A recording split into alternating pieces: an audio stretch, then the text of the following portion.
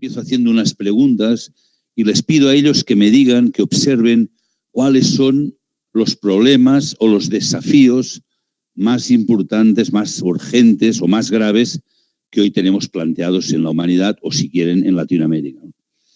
Y casi siempre me salen los mismos problemas en todas partes. Da igual que lo haga en Colombia, en Argentina, Uruguay o que lo haga en España, ¿no? Hay un tipo de problemas individuales. Resulta que en la época que estamos viviendo cada vez hay más problemas, por ejemplo, de soledad. Gente que está sola y necesitaría ayuda. Gente mayor, por ejemplo, gente con necesidades especiales. Hay otro tipo de soledad. Gente que se siente sola estando acompañada. Y esto es un fenómeno creciente y grave. Y también hay gente que no sabe estar sola cuando es bueno también saber encontrar momentos de soledad. Sale también como un problema de esta época los problemas de angustia, de depresión y un tema del que no se habla y que a mí me gusta explicar, el suicidio. Hoy el suicidio ha alcanzado en muchos países del mundo, ha pasado a ser la primera causa de muerte. Y esto se está ocultando, hay una especie de pacto de silencio en la prensa, porque cuando hablan de ello aumentan los suicidios. Y lo que es curioso es que los países desarrollados económicamente, culturalmente, es donde el suicidio alcanza cuotas espectaculares, llegando en algunos casos a haber más muertos por suicidio que por guerras y atentados criminales juntos o accidentes de tráfico. Entonces, bueno, lo pongo ahí como un fenómeno que hay que observar. Los países más ricos donde hay más desesperación. Hay un segundo tipo de problemas, problemas sociales o problemas de relaciones humanas que tienen que ver con la pobreza, con el hambre, no tanto con la pobreza, sino con la desigualdad económica, que en Latinoamérica es algo grave, totalmente creciente además. Problemas de guerras, de violencia, de agresividad, de narcotráfico, etcétera, etcétera.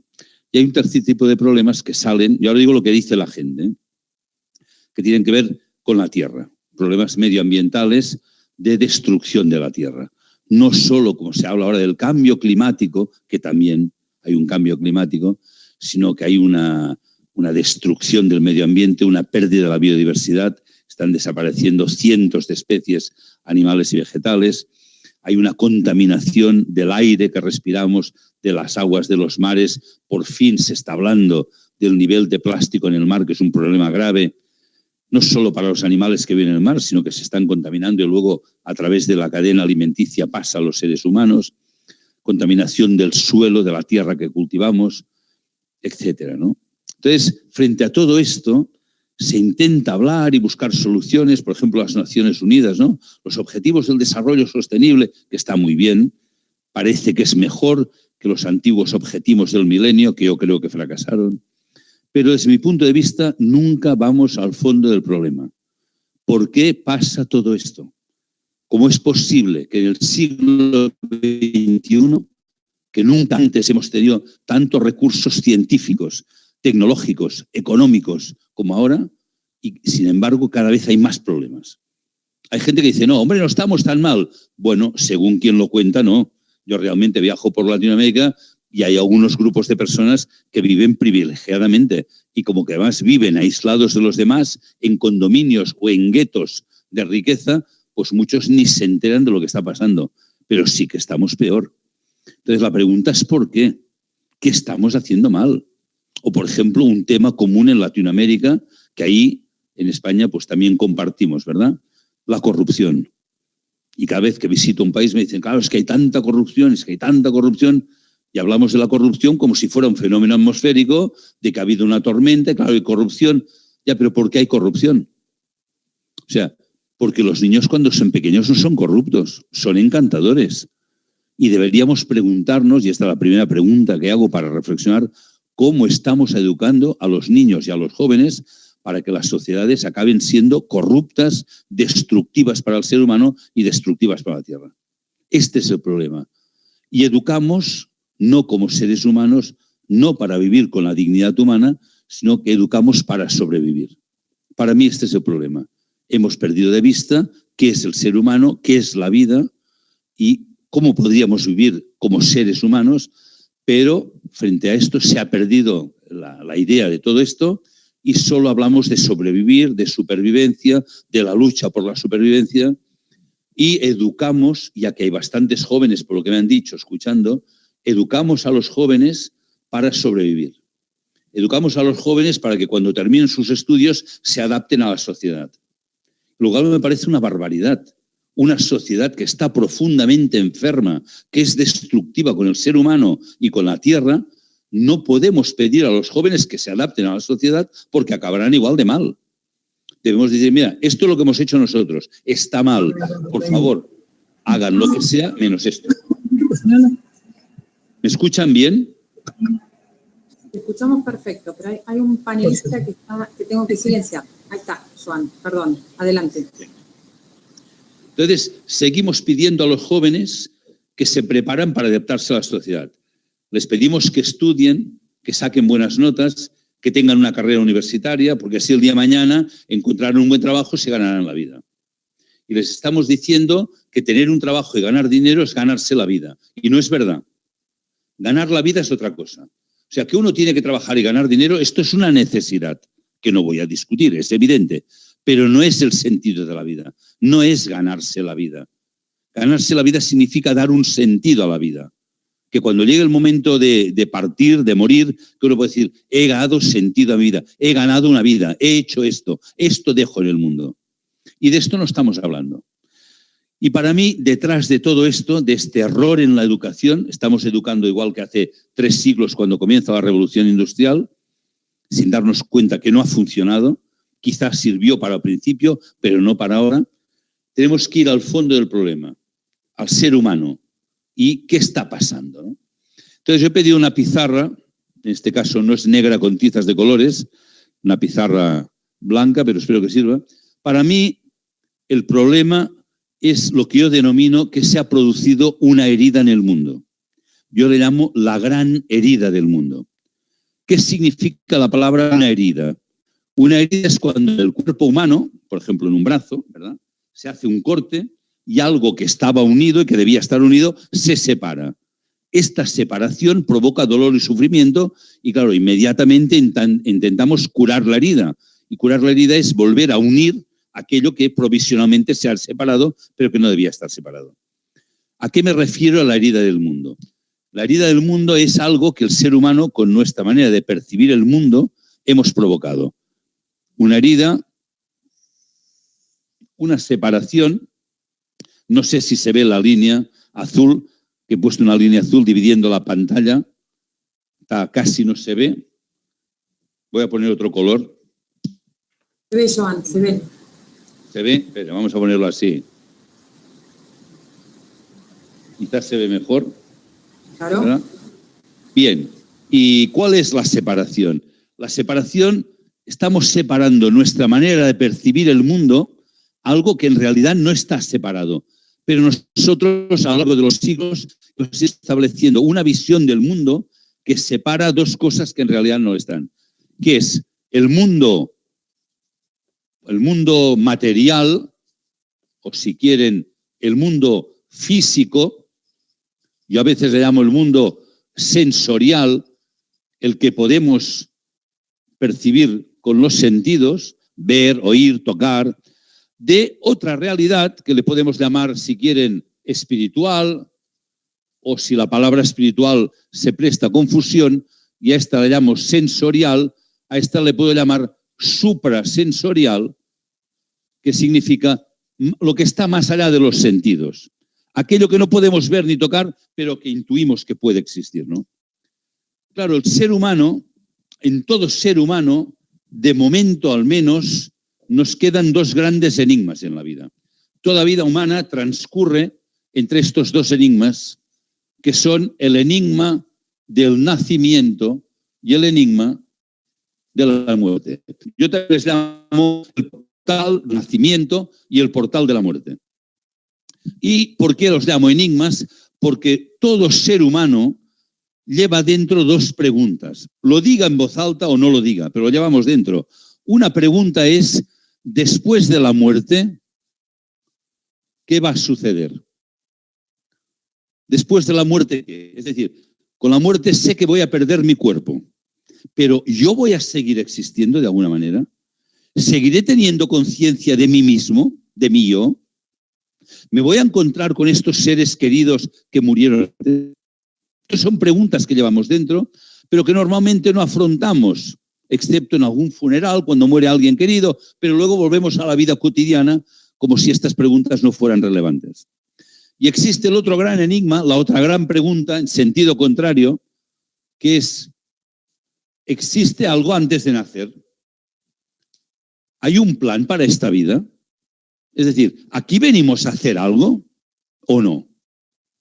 Según como el ser humano contesta a estas dos grandes preguntas, ¿qué hay después de la muerte o qué hay antes del nacimiento? La vida, este tiempo que nos ha sido concedido, que no sabemos si es corto o largo, yo no sé si voy a morir mañana o dentro de 20 años, nadie de los que estamos hoy aquí lo sabemos. Lo importante no es el día que voy a morir, sino qué voy a hacer de mi vida durante el tiempo que ha sido concedido. Según cómo contesto a estas preguntas, la vida se vive de una manera o se vive de otra. El estudio del mundo material o del mundo físico ha ido tomando cada vez más fuerza en el mundo de la ciencia. La ciencia se ha ido desarrollando especialmente a partir del Renacimiento, siglo XV, sobre todo el XVI, XVII, XVIII, personajes que todos hemos estudiado, ¿verdad? Kepler, Copérnico, Galileo, luego Newton, Einstein, bueno, y muchos más, ¿no? Y la ciencia es espectacular lo que ha conseguido en el estudio del mundo físico, del mundo material, las leyes físicas, ¿verdad? El problema es que la ciencia ha querido explicar todo a partir de ahí y ha dado categoría de real a este mundo. Es decir, lo que podemos percibir con los sentidos, esto lo consideramos que es real. Lo otro, si existe, como que no se puede demostrar o no se puede percibir, lo consideramos un poco imaginario. Este es el cariz que han ido tomando las cosas. Y una parte de la ciencia, fíjense que digo una parte, no estoy criticando a la ciencia, a mí me encanta la ciencia y he estudiado ciencias, pero una parte de la ciencia se ha ido convirtiendo en una ciencia materialista, es decir, una ciencia que no solo estudia la materia, sino que lo quiere explicar todo a partir de la materia, y que se ha vuelto una ciencia que yo llamo reduccionista, que reduce al ser humano a un conjunto de células o de genes o de moléculas, ¿verdad? O de átomos que se han reunido por casualidad, por azar, ¿verdad? Y que se adaptan al medio ambiente y que con el único objetivo de la lucha por la supervivencia, esto ya son teorías que arrancan de la época de Darwin y de Haeckel, estas teorías evolucionistas, que el único sentido de la vida es la lucha por la supervivencia y la adaptación al medio ambiente, y los que saben luchar y adaptarse sobreviven y los demás no sobreviven. Y cuando te mueres, estas células se descomponen y no hay nada más. Esto incluso ha habido premios Nobel de medicina y de otras disciplinas que hablan de esto. Y claro, como que son premio Nobel, pues cualquiera las discute, ¿verdad? Pero claro, nos tenemos que dar cuenta de que las ideas generan modelos de vida. Uno es libre de pensar lo que quiera, faltaría más. Pero si yo digo que solo somos células, solo somos materia que se ha reunido por azar y que cuando morimos se descompone y no hay nada más, si esto realmente yo creo que es así, ¿por qué debo ser ético? ¿Por qué me debe preocupar por los demás? ¿Qué me importan los demás? ¿Qué me importa la tierra? El tiempo que yo tenga que vivir, lo que quiero hacer es vivir lo mejor posible, pasármelo bien y los demás pues que se fastidien. Que destruyo la tierra y ¿qué más da? Si hay cientos de miles de millones de galaxias con otros cientos de miles de millones de sistemas solares, ¿qué más da? ¿Por qué me tengo que preocupar? Claro, dicho así suena un poco agresivo, pero en el fondo es el modelo egoísta que hemos establecido. Yo durante mi vida me preocupo de mí, de lo mío, a lo sumo de mi familia, en un acto de generosidad, y los demás que espabilen, que es su vida. Este es el modelo que hemos creado.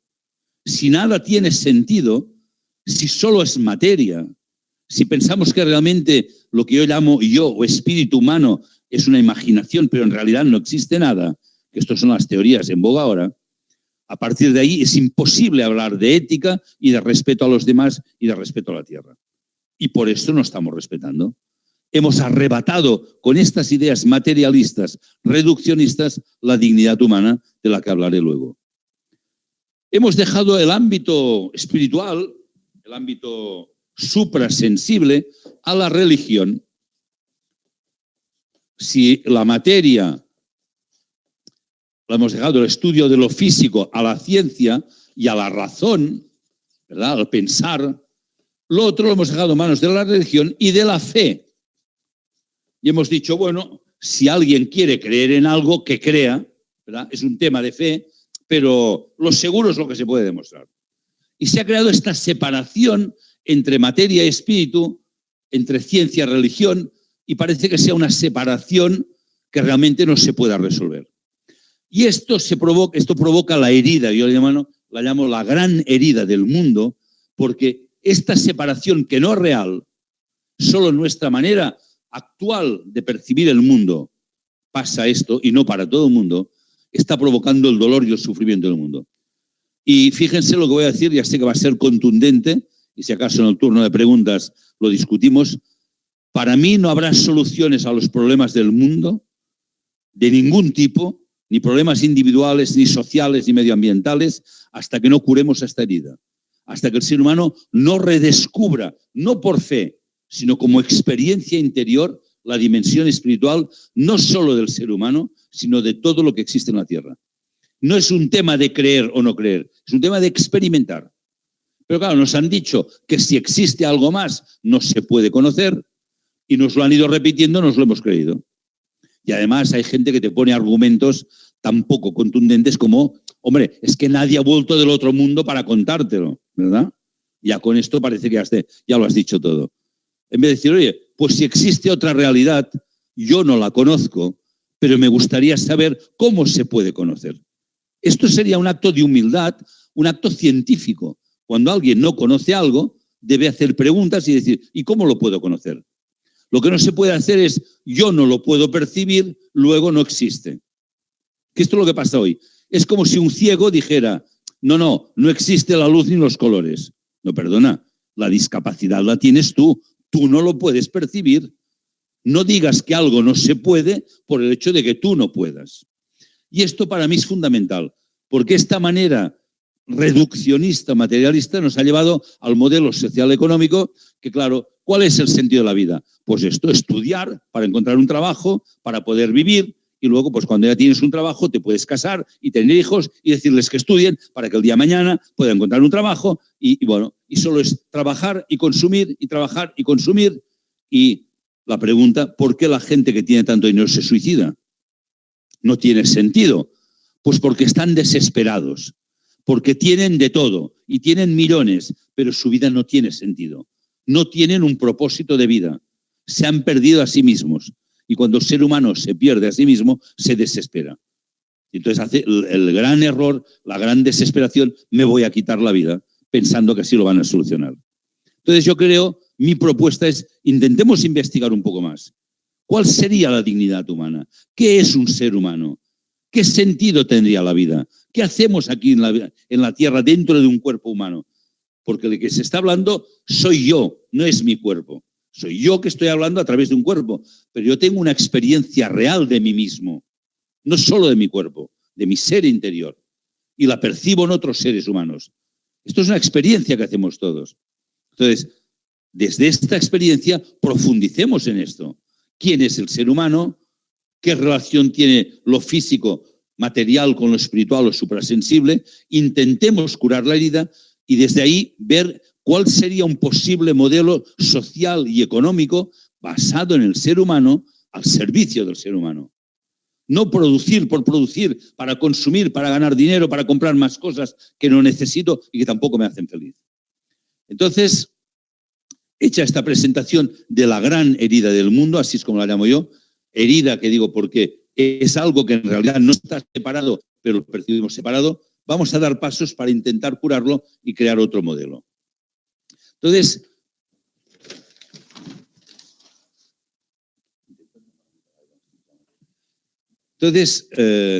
es curioso porque no solo en las religiones, yo estuve educado en la religión católica, cristianismo, también he conocido cosas de budismo, de judaísmo, pero ahora que viajo por Latinoamérica, intento dentro de lo posible, me interesa mucho contactar con comunidades indígenas antiguas, desde mapuches, guaraníes, tradiciones mayas, y estoy descubriendo, en la medida que puedo, que en todas estas tradiciones espirituales, en estas cosmovisiones indígenas, no solo de Latinoamérica, sino de lo que era Norteamérica, ya cuando ni se llamaba América, ni sur, ni norte. Entonces, estoy descubriendo una misma cosmovisión del mundo. Prácticamente coinciden todas. Coinciden todas no en el tipo de palabras, que sean palabras diferentes, pero sí en los contenidos. Por ejemplo, descubrí hace poco, curiosamente, que en mapuche la palabra hombre se dice Huentru. Y Huentru significa el cielo concentrado en un cuerpo. Curioso. O sea, los antiguos sabían que el ser humano era un ser espiritual universal que durante un tiempo se concentraba dentro de un cuerpo pequeño. Esto es lo que sabían los antiguos. Y los antiguos eran sabios. Quizá no tenían tantos conocimientos, quizá no eran tan inteligentes, pero eran más sabios. Ellos no habían provocado la herida. Ellos vivían en armonía con la tierra y con el cosmos. Sabían leer la tierra, sabían leer un paisaje, un animal, el peligro de un animal, sabían leer el cielo estrellado. Esto lo hemos perdido nosotros, ¿no? Entonces, en todas estas cosmovisiones, presenta al ser humano creado por Dios, ahora no voy a entrar en la palabra Dios, o bueno, sí que entraré, a imagen y semejanza de Dios. Claro, yo entiendo que hoy en la visión moderna que tenemos, que nos pensamos que somos tan inteligentes, que no lo somos. Si fuéramos inteligentes no destruiríamos la tierra ni nos haríamos daño a nosotros mismos. Tenemos conocimientos, pero no somos sabios, ¿verdad? Pero el problema es que no solo pecamos de que somos ignorantes, pensando que somos inteligentes, sino que somos arrogantes muchas veces, ¿no? Si supiéramos escuchar la palabra Dios, ¿qué significa, no? Dios, el hombre a imagen y semejanza de Dios. Entiendo que es difícil pensar en esto con todos los problemas que he planteado al principio.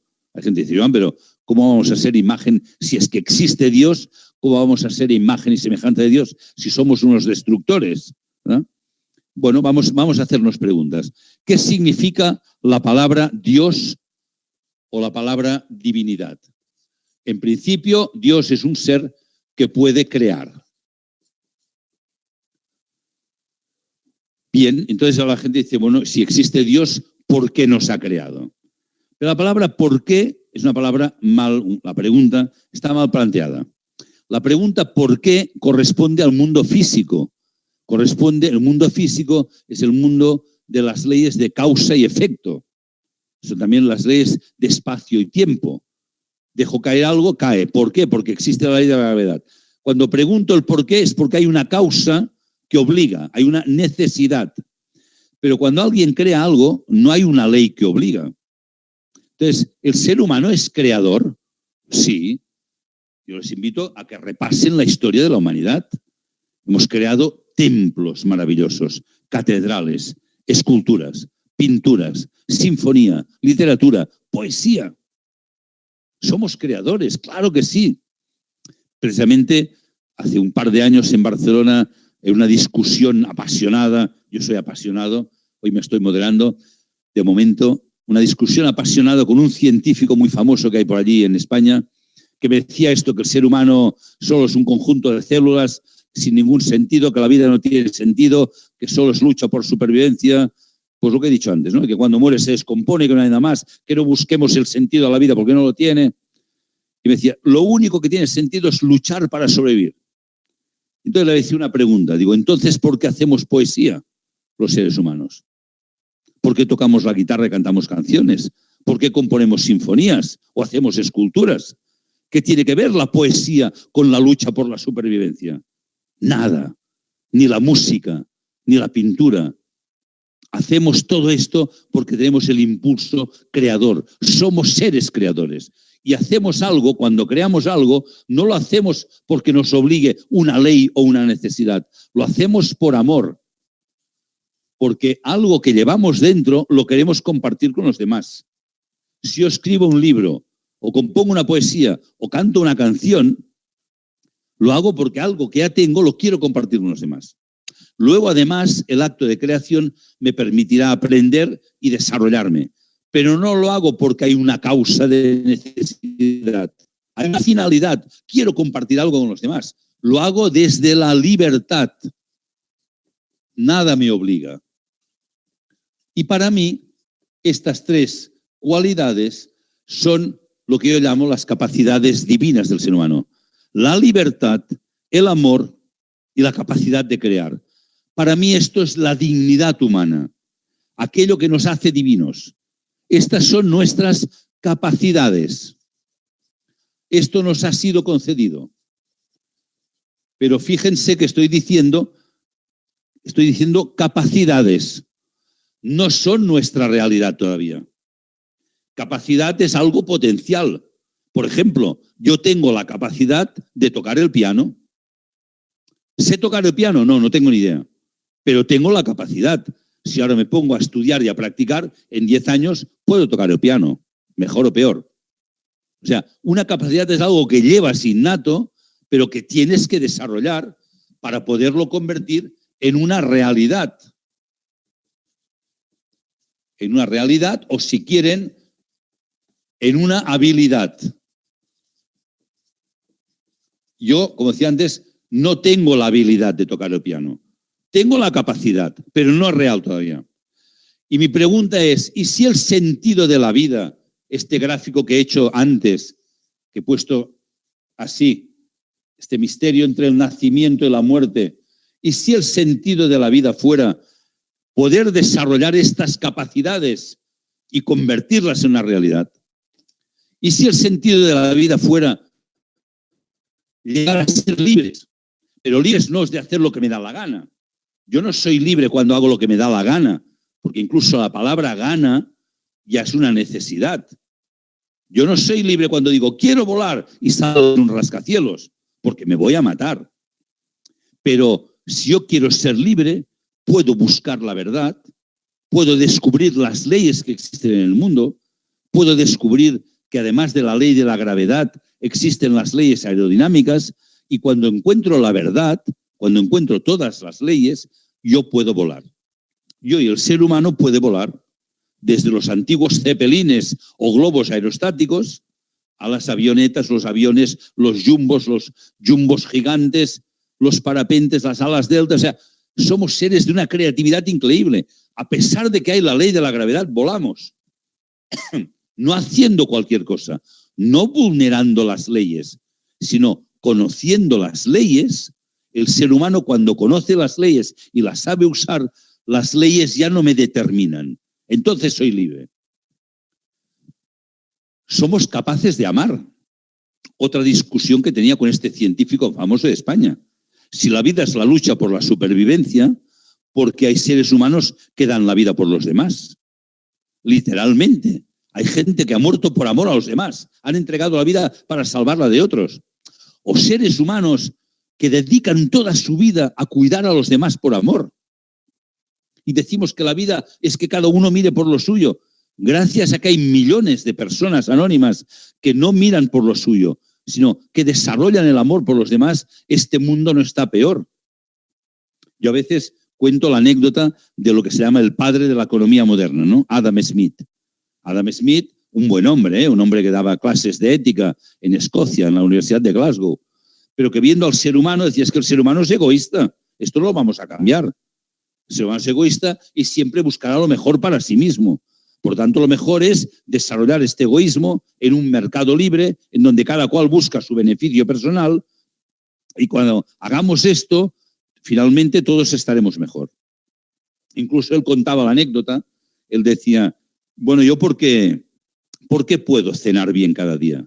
Pues porque el panadero, por egoísmo, me trae un buen pan, no para que yo coma bien, sino porque si como bien, le seguiré comprando. O sea, el egoísmo del panadero hace que yo coma bien. Y el que trae carne, me trae una buena carne por egoísmo, el carnicero.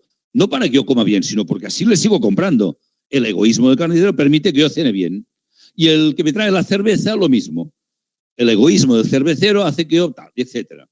Por tanto, decía, el egoísmo es el fundamento de la economía moderna y del bien del mundo.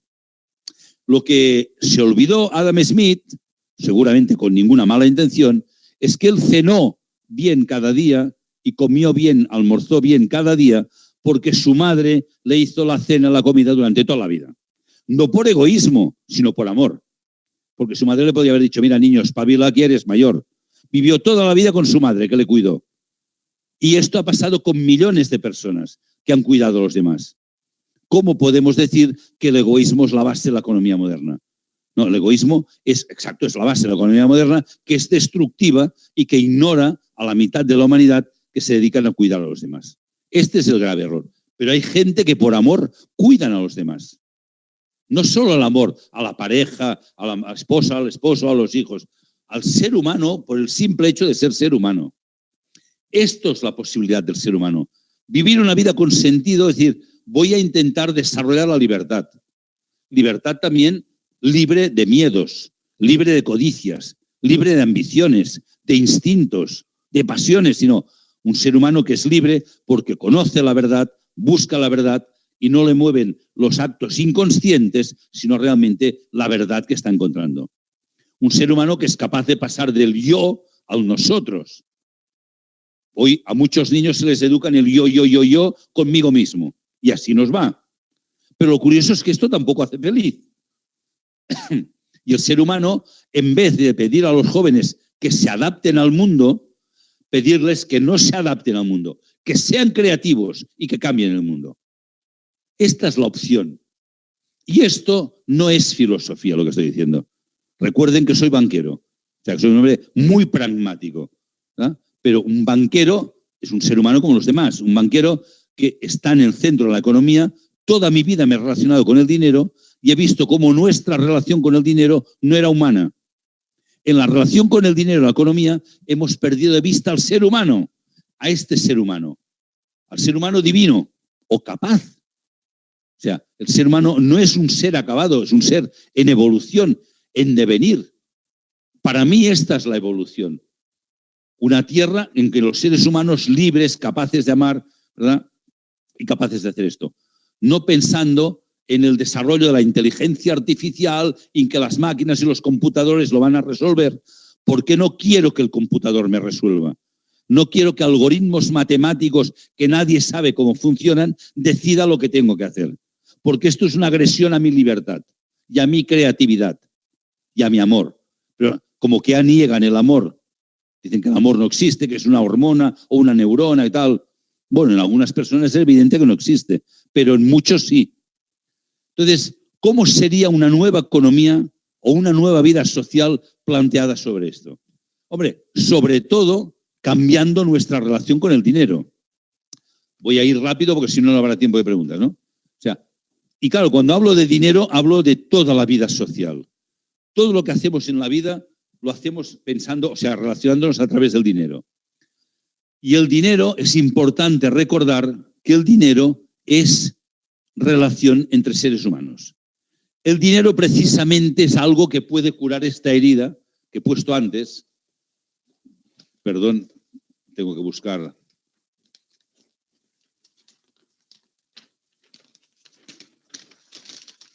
¿Por qué digo que el dinero puede curar la herida?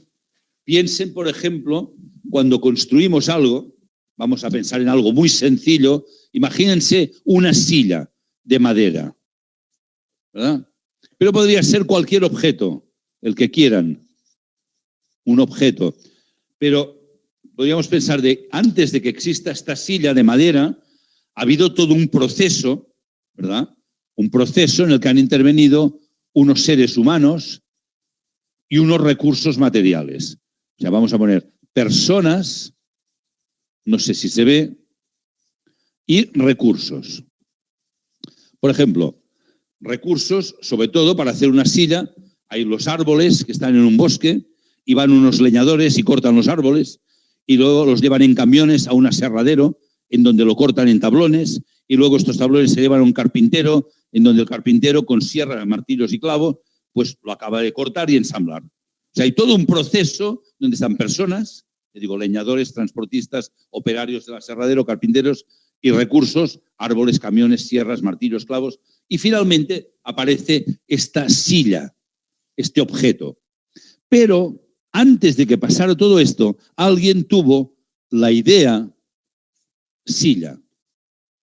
La idea, proyecto, el propósito, la intención, el sentido, lo que quieran. Primero existe la idea, la pongo aquí porque las ideas no se pueden percibir, no se pueden tocar y son reales. Pues te decía, no llamemos real solo a lo físico. Cuando uno tiene una idea es muy real, existe a otro nivel. Cuando decido llevar la idea al mundo, empieza un proceso, hasta que finalmente esta idea aparece visible en el mundo. Pero, ¿qué tiene que ver esto con el dinero? Todo, porque el dinero es lo que permite llevar las ideas al mundo, porque el dinero es relación entre los seres humanos y los recursos materiales que nos da la tierra. Dinero es relación, es intercambio. Antiguamente no existía el dinero, se hacía el trueque. Hoy algunos hablan de volver al trueque, da igual, si el dinero ya es trueque. Lo que pasa es que el trueque tenía limitaciones.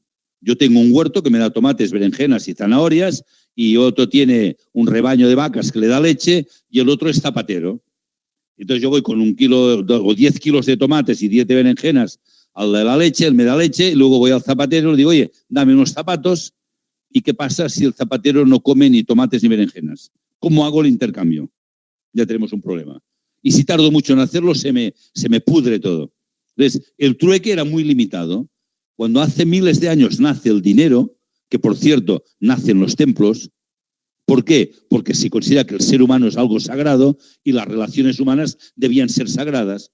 El dinero, sea en moneda, en papel o en transacción electrónica, en un celular o en una tarjeta de crédito, me da igual, sigue siendo relación entre seres humanos y relación con la tierra que da los recursos.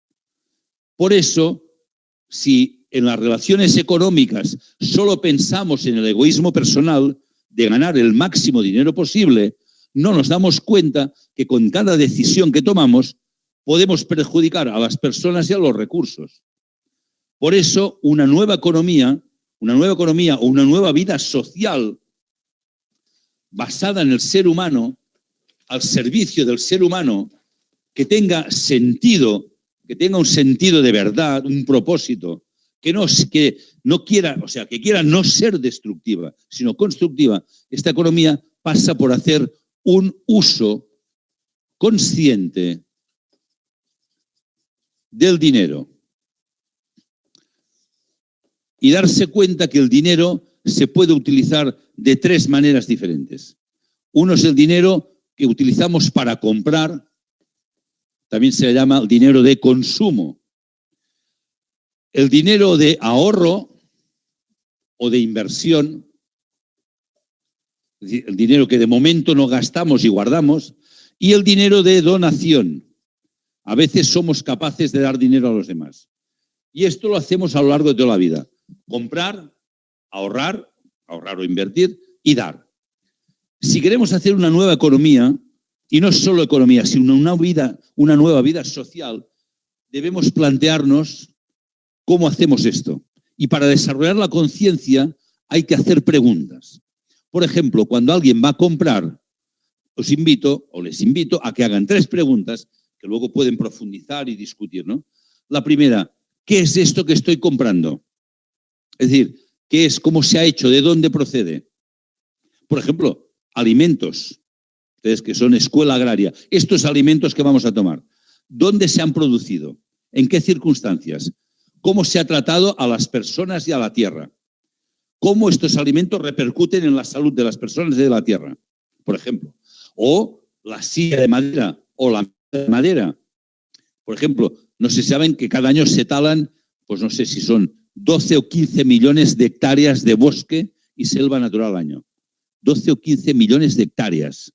Que la gente dice, pero que están locos, que vamos a desertizar la tierra. ¿Por qué siguen talando bosques? Hombre, la respuesta es muy fácil, porque les seguimos comprando la madera. Nadie pone discusiones, ¿no? Entonces, hacer preguntas, ¿no? ¿Qué es lo que estoy comprando? ¿Por qué lo estoy comprando? ¿Dónde lo estoy comprando? Voy a poner. Lo voy a dejar, ya digo, para que luego tengan tiempo de discutirlo, ¿no? ¿Qué compro? ¿Por qué? ¿Y dónde? Claro, estas tres preguntas tienen que ver con los problemas que he dicho antes. Si yo lo que compro, por ejemplo, si yo me dedico a hacer agricultura, como lo que ustedes están estudiando, desarrollando, que solo hablamos, por ejemplo, hoy he estado en una reunión en Colombia de temas agrarios, ¿no? Agropecuarios y tal. Continuamente solo oía la palabra productividad, competitividad, precios, costes, beneficios. Claro, si solo hablamos de esto, pues hablamos de competitividad, intentamos, en vez de hacer una cosecha al año, a ver si se pueden hacer dos, utilizando fertilizantes químicos o pesticidas o productos transgénicos, porque el objetivo no es que el ser humano esté mejor y la tierra esté mejor. El objetivo es crecimiento y ganar más dinero. Pero esto trae consecuencias negativas para la salud y para la tierra. Gran parte de cultivos intensivos, luego la tierra está muerta, ya no da para más. Aparte de las repercusiones para la salud, que ahora no tengo tiempo de entrar, ¿no? Por lo tanto, hay que hacerse la pregunta. Yo no digo dar la respuesta, vivir con las preguntas, debatir las preguntas, pero hacer la pregunta pensando en el ser humano. ¿Qué es lo mejor para el ser humano? ¿Qué es lo mejor para la tierra? No para el negocio, no para ganar dinero. Porque muchas veces, para disimular el afán de ganar dinero, se dan argumentos pseudocientíficos, pero lo único que se quiere es ganar dinero. Pero no interesa nada más. La pregunta ¿por qué compramos? Bueno, esta es otra, también quedaría mucho tiempo a reflexión. El consumismo actual. O sea, hemos consumido tanto, consumimos tanto, que incluso hemos creado un nuevo verbo, el verbo shopping, ir de compras, que significa que uno va a comprar, pero no sabe qué va a comprar. Te voy a comprar a ver qué encuentro, ¿verdad? Porque lo importante es comprar. Pero también debe llevarnos a la pregunta, ¿por qué los seres humanos necesitan comprar tanto? Y si uno profundiza, por poco que profundice, te das cuenta que el profundo vacío interior del ser humano, que es dolorosísimo, se intenta cubrir comprando cosas, pensando que comprando cosas vamos a tapar el vacío interior y a ser más felices, lo cual es falso, porque lo que necesita el ser humano no es material. Y ahí yo invitaría a consumir menos cosas materiales y a consumir más cultura y a crear una nueva economía basada en la cultura, en el arte, en el cine, en el teatro, en la investigación, etcétera, etcétera. ¿Y dónde compramos? Esta es otra. Hemos establecido una cultura de la competitividad y compramos en donde es más barato. Y nos parece normal.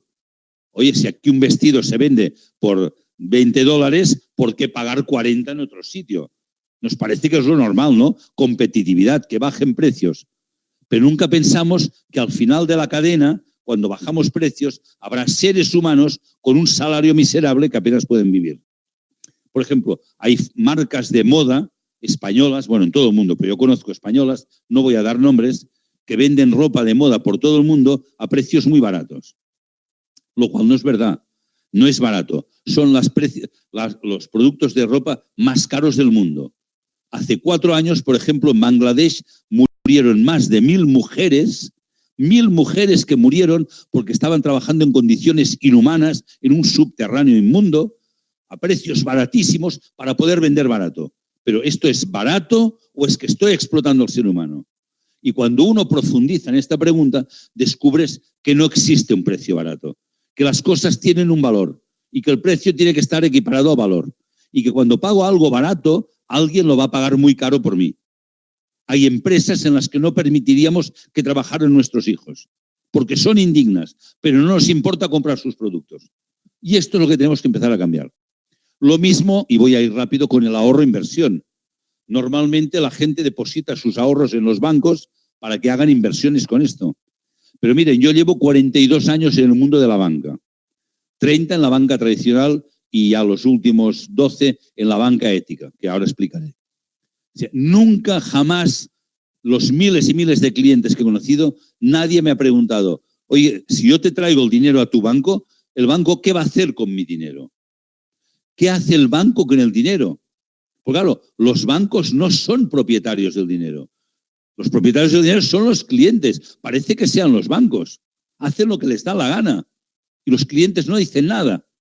La pregunta es, ¿qué hace el banco con mi dinero mientras yo no lo uso? Porque igual está financiando proyectos con los que yo no estoy de acuerdo. A lo mejor yo soy un pacifista y el banco está financiando comercio de armas. O yo soy un defensor de los derechos humanos y el banco está financiando a una empresa que no respeta los derechos humanos, o que discrimina a la mujer, o explota a los niños, etcétera, etcétera. O sea, no hacemos preguntas. Y cuando no hacemos preguntas, no nos damos cuenta que al final nosotros mismos o nuestros hijos van a pagar las consecuencias de nuestros errores o de nuestra ceguera o de nuestro egoísmo. Por tanto, y por eso, desde hace muchísimos años, estamos defendiendo un proyecto de banca ética en España, en Europa, ya lo hicimos con muchísimo éxito. Ahora en Latinoamérica estamos creando una banca ética latinoamericana en donde el banco explica, es transparente, porque el dinero no es del banco, es de los clientes. Y les dice, mira, vamos a invertir en proyectos que creen valor, que aporten valor a la cultura, al medio ambiente, al sector social, también que den un beneficio económico, por supuesto. Pero vamos a ser transparentes y explicaremos hasta el último céntimo qué estamos haciendo. Esto que es tan sencillo, tener unos criterios, hay empresas que no vamos a financiar. ¿Por qué? Porque no respetan los derechos humanos ni respetan el medio ambiente. No les podemos financiar. Porque hay gente que dice, con mi dinero no lo quiero. Y por el respeto a la voluntad de estos clientes con conciencia, hacemos esto. Claro, cuando comenzamos en Europa, en España, nos decían, estáis locos, esto no es posible, no va a durar 4 días, porque el mercado, las leyes del mercado, no lo conseguirás, no vale la pena, bla, bla, bla. Ya está hecho. Ya está hecho con un éxito brutal. Ya lo estamos haciendo en Latinoamérica. Me dicen lo mismo, no es posible. ¿Pero en qué empeño que no es posible? Es imprescindible. Cuanta más gente nos apoya, acabaremos antes. Este es el tema. Pero otra vez es la conciencia. Yo no puedo permitir que mi dinero genere cosas en el mundo que están en contra de mis principios. Y finalmente, la donación. Hoy hay un problema en la economía que mucha gente no lo sabe, que sobra dinero en el mundo. Sobran billones, no millones, billones, que no saben dónde ir.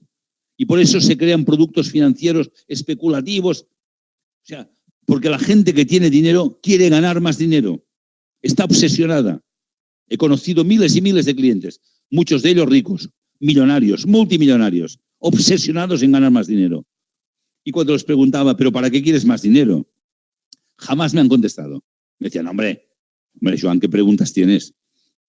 ¿Cómo que preguntas tengo? ¿Para qué quieres más millones? Bueno, déjate de tonterías, me decían. Hay que ganar dinero. Sí, hombre, hay que ganar dinero sí, pero obsesionarte no. Porque ya te lo he dicho al principio de la charla, te vas a morir y no te los vas a llevar. ¿Por qué el sentido de tu vida es solo ganar dinero en vez de hacer algo que valga la pena? Y si hoy fuéramos capaces de donar dinero, no a las ONGs para la gente que muere de hambre, este es otro tema. Hay muchísimos jóvenes con proyectos que quieren desarrollar que para arrancar necesitan donación. Por ejemplo, Estados Unidos esto lo llevan bastante bien. Los países latinos lo llevamos fatal. O sea, la gente acumula dinero, no les sirve de nada, cuando habrían miles de proyectos que generarían puestos de trabajo, que ayudaría a acabar con las diferencias económicas, pero acumulamos y llega al final de la vida y ahí se queda. Entonces, mi propuesta es, pensemos una nueva sociedad.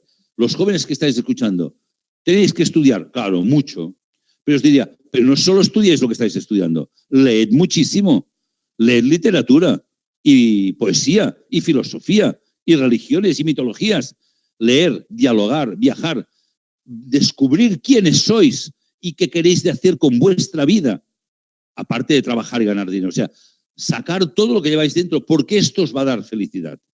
Cuando alguien es útil, es feliz. Cuando alguien puede desarrollar el potencial humano que he dicho antes, cuando alguien camina, ya sé que no lo vamos a conseguir todo, pero cuando alguien camina hacia la libertad, hacia el amor y hacia la creatividad real, uno es feliz, se siente con una vida plena. Y esto lo contagia a los demás. Y esto es lo que hoy quería compartir, como es decir, una nueva sociedad basada en el ser humano digno, con un respeto a la dignidad humana. Lo que hemos dejado al ser humano, solo hablamos de dinero, crecimiento, beneficios y dinero. Entonces, no, del ser humano. Lo otro es una necesidad, pero la vida es otra cosa. Y que cuando hagamos una empresa, cuando hagamos un negocio, el propio trabajo, no trabajar solo para ganar dinero. sino trabajar porque a través del trabajo desarrollo lo mejor de mí mismo y lo llevo al mundo. Y lo digo con esta pasión y con esta fuerza porque yo vivo así, intento vivir así. Y realmente vale la pena. Y con la gente que lo he compartido, que lo viven de esta manera, es gente feliz. Esto no quiere decir que no tenga problemas. Claro que tengo problemas, pero me da igual. El problema es una circunstancia en mi vida. Pero en mi vida tiene sentido. Y tener un sentido de vida, una plenitud de vida, es lo mejor que puede pasar. Y por eso hoy quería compartir esto. Ahora en el diálogo me preguntáis lo que sea, pero cambiar el objetivo de vida. No estudiar para adaptarse, para ganar, para sobrevivir, sino para la libertad, para el amor, para crear nuevas ideas, que seguro que si aportamos nuevas ideas, este mundo cambia en 4 días. Esto es lo que quería compartir con todos vosotros, esto y las preguntas que ahora puedan surgir. Gracias.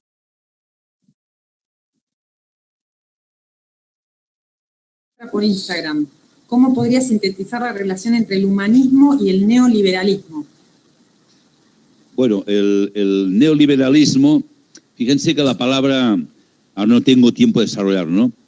Pero cuando surge la Revolución Francesa en Europa, la Revolución Francesa no fue una revolución popular de las masas, sino que fue inspirada precisamente por un movimiento espiritual esotérico, que eran los Rosacruces, a través de la masonería.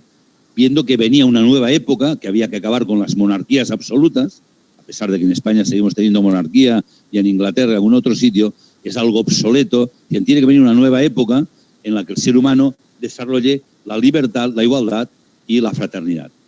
Pero esto no se explicó bien y se malinterpretó. O sea, los que lo inspiraban decían libertad en lo espiritual y lo cultural, igualdad en lo político, en lo jurídico, fraternidad en lo económico. Esta era la idea que nunca se acabó de explicar bien y que si queréis otro día en otro seminario, en otro webinar, igual lo explicamos, ¿no? Y lo que se ha defendido es libertad en la economía. No, perdona, en el ejemplo que he puesto antes, si me permitís que vuelva a la silla, ya sé que es un ejemplo muy primario, ¿verdad? Pero que nos va a servir. Cuando voy a crear una silla, yo soy libre en las ideas. Yo puedo ser creativo, puedo imaginar la silla que me dé la gana. De 4 patas, de 5, de 7, con la espalda ergonómica, tú verás. Pero cuando pasas el umbral y entras en el mundo físico, en el proceso, yo aquí ya no soy libre, porque aquí hay personas, hay recursos y esto es la tierra. Yo no soy libre de hacer lo que quiera con las personas de la tierra. El liberalismo o el neoliberalismo han cometido el grave error de llevar la libertad a los procesos de personas y recursos. Y esto no es lícito. Libertad en las ideas todas, en la religión. Uno puede ser católico, protestante, judío, ateo, me da igual, ¿verdad? En la creatividad, en la filosofía, en la medicina. Oiga, yo uso medicina tradicional alopática, yo homeopática, usted verá. Pero cuidado cuando entras en lo físico, porque cualquier decisión afecta a los demás. El neoliberalismo, el liberalismo, la mayoría de teorías económicas que siguen saliendo, en el fondo, aunque algunas lo quieren disimular, en el fondo siguen pensando en el beneficio, en maximizar el beneficio y en el crecimiento económico. Y el crecimiento económico como objetivo es una enfermedad que se llama cáncer. Cuando en el cuerpo humano hay un grupo de células que quieren crecer más que las demás, esto se llama cáncer. El hígado tiene que tener una forma y una función. Si hay células del hígado que empiezan a crecer, tenemos un problema. Se han olvidado que forman parte de un colectivo y acaban matando el organismo. Y en este organismo que formamos todos en la Tierra, hay gente que no se da cuenta que sus decisiones afectan a los demás y quieren crecer más que los demás. Y están provocando un cáncer social que hace este sufrimiento, esta enfermedad que provoca la muerte. Y el neoliberalismo sigue siendo más de lo mismo. Si bien es cierto que están empezando a salir nuevas ideas que dan un poco de esperanza, me encontré hace poco en un congreso en Colombia, precisamente, con un profesor de Harvard que está desarrollando lo que se llama capitalismo consciente, se llama Raish Sisodia, y se ha dado cuenta, con otras palabras, de esto que estoy contando aquí. Es decir, el objetivo no es ganar dinero, es aportar cosas para que la humanidad esté mejor. O sea, empieza a haber luces de esperanza, pero muchas nuevas ideas que hablan de sostenibilidad y hablan de valores y tal, en el fondo es para camuflar el mismo egoísmo, la misma codicia, la misma obsesión por crecer y por ganar dinero. Que repito, ya sé que es necesario, pero es una necesidad, no es el objetivo de la vida. Y el neoliberalismo ha olvidado lo que decías, el humanismo. Ese humanismo que surge con el Renacimiento, personajes como Leonardo da Vinci, Rafael, Miguel Ángel, gente que era capaz de hacer arte, religión, filosofía, literatura, ciencia. El ser humano es capaz de todo. Hoy lo hemos parcializado demasiado. Hoy las universidades ya no son universales, son parcialidades. Se estudia lo parcial. Me parece bien en parte, pero por eso les decía, un joven debe estudiar de todo, debe leer de todo, porque si no, se deshumaniza. Y hoy, por ejemplo, en las escuelas y universidades se está quitando cada vez más las humanidades, porque claro, dicen que no sirve. Mucha tecnología, mucha informática, las TIC, las no sé qué. Bueno, yo no digo que no, pero es tan importante la filosofía, la literatura, la poesía, como dominar la computación o dominar la economía. Igual de importante o más. Por tanto, si una sociedad pierde las humanidades, se deshumaniza y tiene estos problemas. Por tanto, liberalismo sí, yo hablo de libertad, pero libertad de ideas, no en los procesos que afecten a las personas y a los recursos. Para mí este es el error del neoliberalismo. Gracias, Joan. Acá, bueno, hay preguntas me están llegando por todos lados. Voy con algo que tiene relación con lo que decías recién. Es muy importante poder reconocer ese sentido de trascendencia y diferenciarlo de lo que hoy se considera placentero. ¿Sí? Puede ser esa la gran confusión y la fuente de egoísmo. Claro, es que hemos creado también otro modelo social, incluso a veces por parte de algunas religiones que vienen como de modernas, ¿verdad? Aunque son antiguas, que el objetivo de la vida es la felicidad y el estar bien es no te compliques la vida y vivir sin problemas y tal. Y una vida sin problemas no es una vida feliz. Una vida cómoda no es una vida feliz. O sea, ni mucho menos. Tampoco es que haya que buscar los problemas, pero lo que realmente te trae una vida, no sé si la palabra es feliz. Para mí la felicidad no es un objetivo, es un efecto colateral. Yo soy feliz, pero soy feliz aunque tenga problemas. O sea, para mí vivir una vida con sentido, con un propósito, esto es importante. Si esto lo haces, eres feliz, porque puede haber una felicidad ingenua. Hay gente que es muy feliz, pero porque no se enteran de los problemas que tienen al lado. Y hemos buscado la comodidad, ¿verdad? Que todo lo hagan las máquinas. Ahora ya están hablando de coches que se van a conducir solos. No quiero que el coche me lleve, lo quiero conducir yo. No quiero que un algoritmo matemático decida lo que hay que hacer, lo quiero hacer yo. Me molesta incluso cuando entro en el coche y suena el coche a la alarma porque no me he puesto el cinturón de seguridad. Yo ya sé que me lo tengo que poner. O sea, me molesta cuando otros quieren decidir por mí porque precisamente aspiro a la libertad. Sé que para ser libre tengo que desarrollar la conciencia. Pero esta vida feliz, basada en el consumo, en la ingenuidad, en la búsqueda del placer, está bien, en la vida hay cosas que dan placer. Bien, pues mientras dan placer, pero no podemos convertir el placer en objetivo ni huir del dolor como principio, porque placer y dolor son caminos que enseñan. Entonces hay que aprender de los dos. Y hoy hemos creado una generación o varias generaciones de gente débil. O sea, a los niños se les da todo mascado, que no se tengan que cansar, que no tengan que sufrir. Pobrecito, y el niño no, que no suba al árbol a ver si se cae. Pues que suba y que caiga, que vuelva a subir y vuelva a caer. No pasa nada. Yo fui ensangrentado de rodillas hasta los 14 años. Que me pusieron pantalón largo y seguía ensangrentado, pero no se veía. No pasa nada. O sea, desarrollar el esfuerzo, el sacrificio, esto te hace crecer, te hace sentir bien. Hoy resulta que a un niño le pica un mosquito, hay que llevarlo al psicólogo porque el pobre no lo aguanta, ¿verdad? Porque hace 2 años que tiene el mismo celular, está hundido. Estamos generando, porque esta búsqueda de la sociedad cómoda, placentera, en el fondo no funciona. En cambio, el esfuerzo, la superación, esto te da fortaleza y confianza en ti mismo y te hace seguir adelante. Los chicos de la Escuela Agropecuaria te preguntan, Joan, si en algún momento de la historia la economía tuvo en cuenta la ética, si hubo alguna época otrora que lo logró. Sí, mira, buena pregunta. El primer libro que conozco de economía es de Aristóteles. y se llama Ética a Nicómaco. Y este libro es un libro de ética, pero cómo educamos, cómo nos relacionamos con los demás para que nuestros actos sean éticos.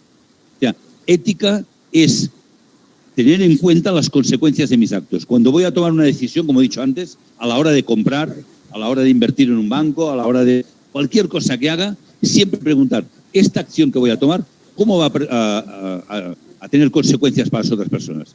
¿Cómo afectará a la tierra? Esto es ser ético. Y esto es lo que debería enseñarse en las universidades. Claro, hay universidades que estudian ética como una asignatura, pero siguen enseñando lo otro, siguen no siendo éticos. Incluso universidades muy católicas que conozco, escuelas de negocios, estas business school, ¿verdad?, de alto standing, donde hay alumnos que pagan 80, 90 o 100.000 dólares al año por una escuela de negocios espectacular, de origen profundamente católico, que a veces me invitaban a darles conferencias y que les tenía que decir a los educadores, oiga, revisen su evangelio, que me parece que le ha faltado alguna página. Hay algo que ustedes no han entendido ahí. No, pero si estudiamos ética, ya, estudian ética por un lado y el evangelio, pero por la otra enseñan cómo ganar dinero fastidiando a los demás. O sea, revisen el evangelio, que algo no han entendido. Claro, el problema es que no me han vuelto a invitar, ¿no? Entonces, la ética no es algo que se estudia en un libro. La ética tiene que compenetrar todo permanentemente. Y por eso la Ética a Nicómaco es el primer manual de economía. Si siguiéramos leyendo a los clásicos, esto se estudiaría. Pero con la revolución industrial, el ser humano se mecaniza, pasa a ser un factor de producción. Fijaros, por ejemplo, que en la contabilidad, cuando se habla del salario del ser humano, se habla de costes de la empresa. Los costes de electricidad, los costes de limpieza, los costes salariales. O sea, no es un ser humano, es un coste, es un número. Entonces, se ha mecanizado al ser humano. Se ha puesto como una pieza más de producción. A ver cuánto produce. Si no produce, fuera uno que produzca más. Y ahí se ha perdido la ética. Porque los seres humanos somos diferentes, tenemos capacidades diferentes, circunstancias diferentes, necesidades diferentes. Y lo importante es que todo el mundo pueda cubrir dignamente sus necesidades para desarrollar una vida digna. Y esto requiere profundizar en la ética diaria. Requiere una nueva economía, que es lo que estamos intentando hacer algunos, por ejemplo, con la banca ética, pero también, ya os avanzo, que con unos amigos en Europa estamos intentando desarrollar un máster, un MBA, Master Business Administration, estos que hacen en Harvard, en Stanford y tal, del mismo nivel, pero que el ser humano, las humanidades y la ética estén impregnadas desde el primer momento. Hoy no está. Aunque se estudia, es una asignatura, se estudia y se repite en un examen, pero esto no es ética. La ética es algo que tiene que impregnar profundamente la vida.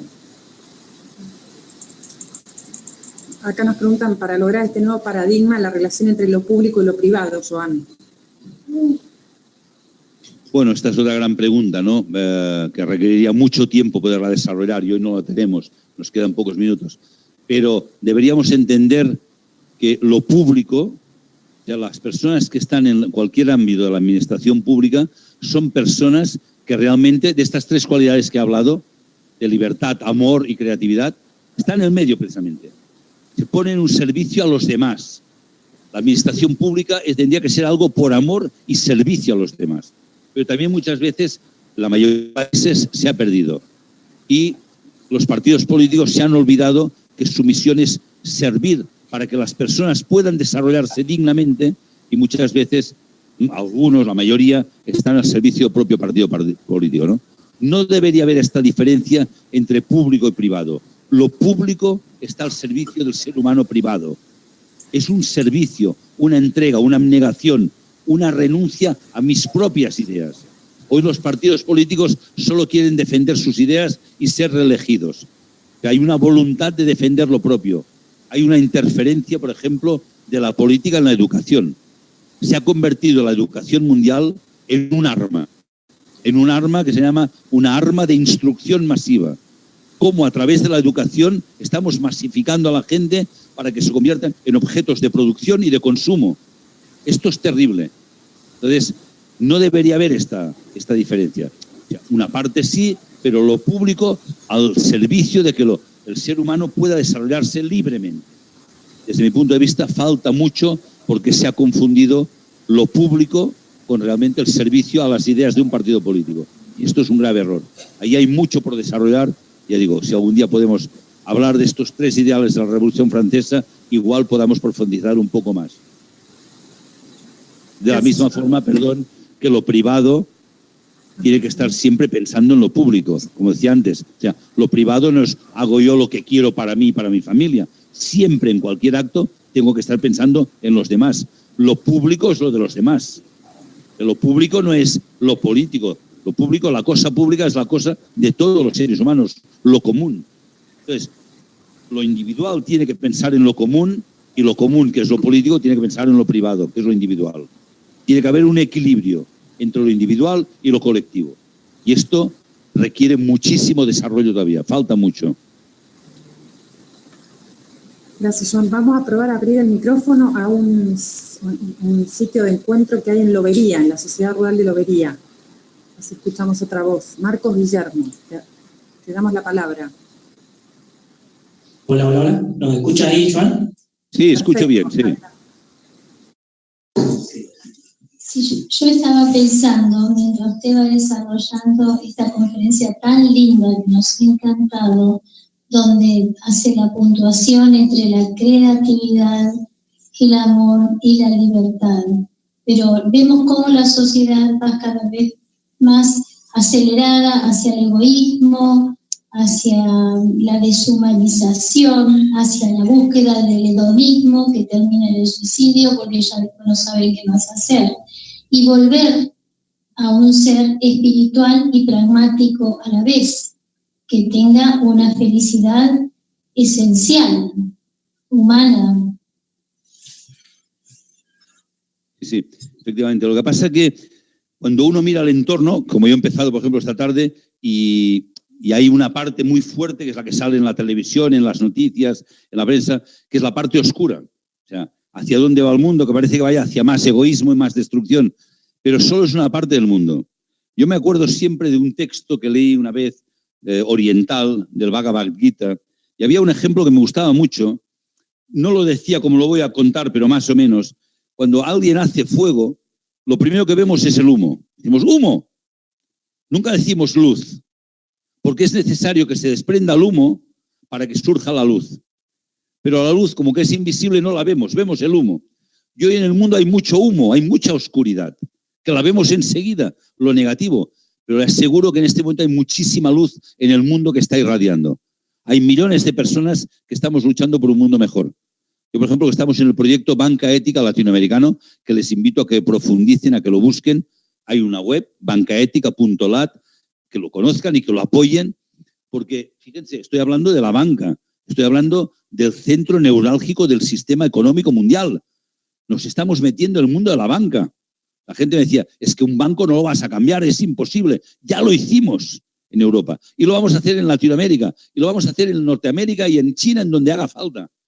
Y hay gente que está luchando por una educación diferente. O sea, lo que no podemos es desanimarnos porque vemos mucho humo o mucha ceniza. Pensemos en la luz que se está desprendiendo. Hay muchísima gente en este momento, mucha gente joven.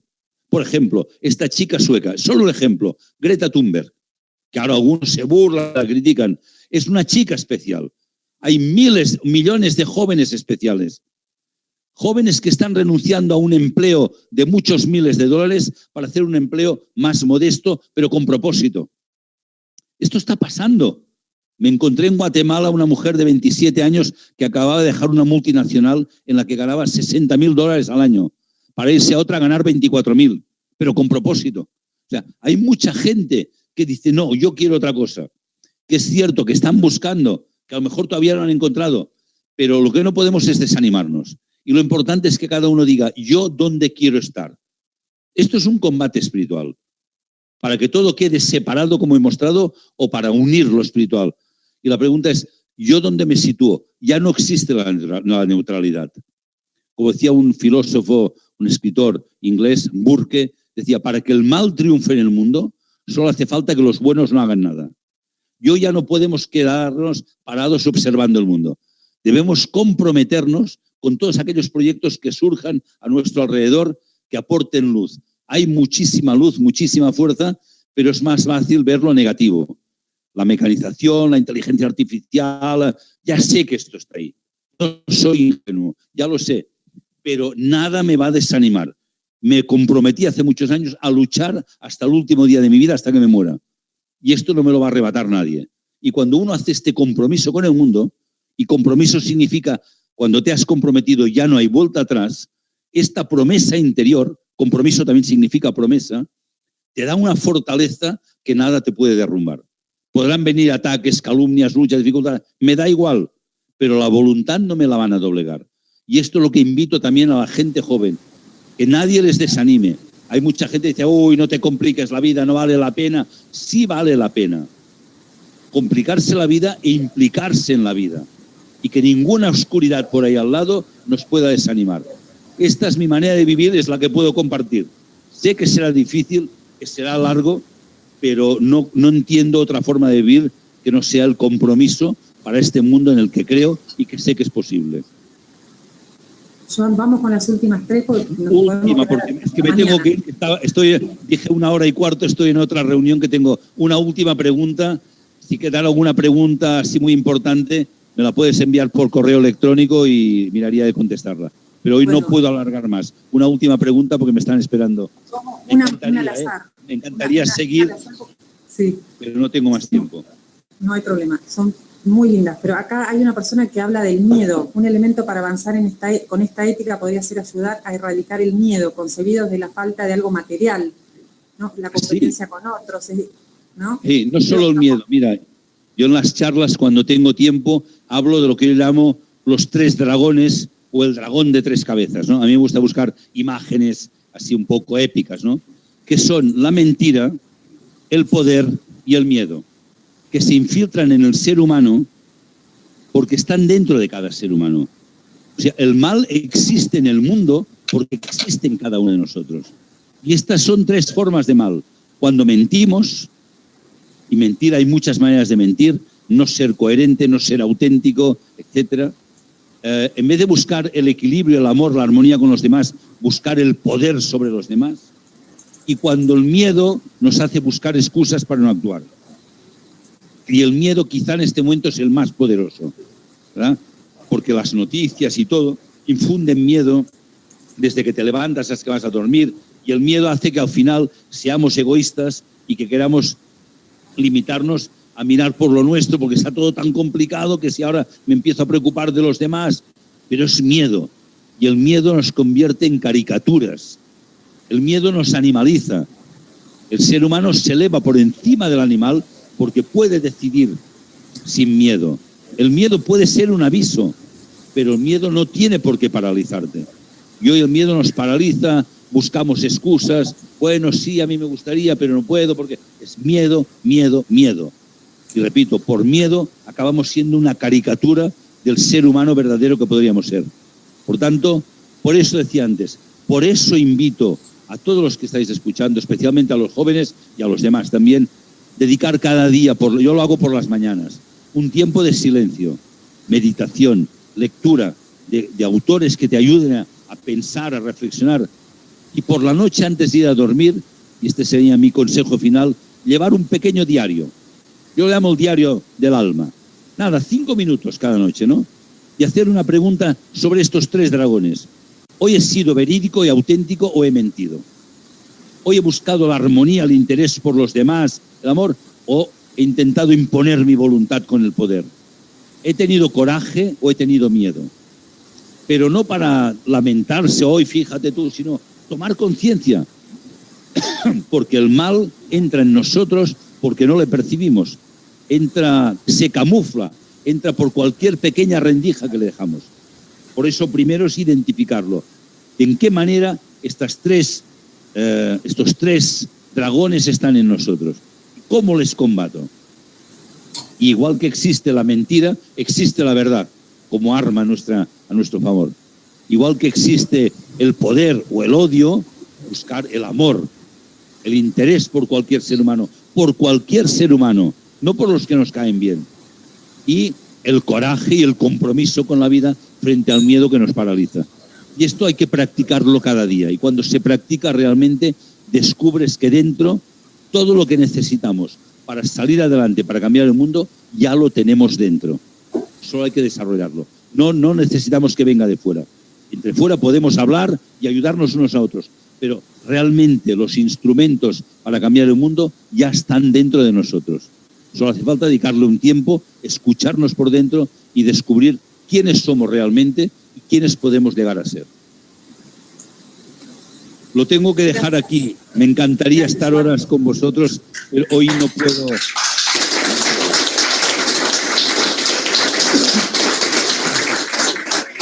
Pero que otro día podamos seguir compartiendo. Muchas gracias. Sí, Joan, esperamos que vengas a Tres Arroyos. No te podemos pedir que lo prometas porque es mucho pedir, pero que lo agendes y que nos vengas a visitar.